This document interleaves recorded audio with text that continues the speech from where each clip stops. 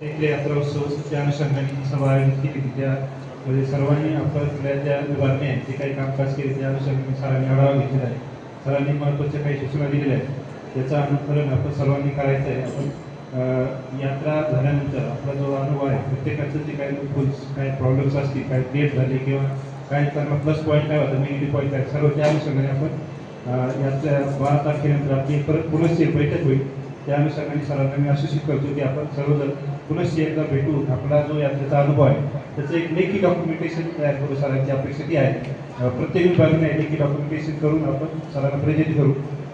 तसेच सरांनी दिलेल्या जे इतर सूचना आहेत त्याचं पण आपण तंतोतंत पालन करायचं आहे आणि आपला येणारा जो यात्रेचा कालावधी आहे तो यशस्वीरित्या पार पाडायचा आहे. विशेष करून पोलीस विभागाला आपण सर्वांनी सहकार्य करायचं आहे आणि त्यामध्ये आपत्तीच्या अनुषंगाने पण आपल्याला जे काही महत्त्वाचे मुद्दे आहेत ते आपण सर्वांनी त्याचं पालन करायचं आहे जेणेकरून यात्रा कालावधी कुठल्याही प्रकारचा अनुचित प्रकार घडणार नाही आणि या जो काही यात्रेचा कालावधी यामध्ये कुठलाही गालबोट लागणार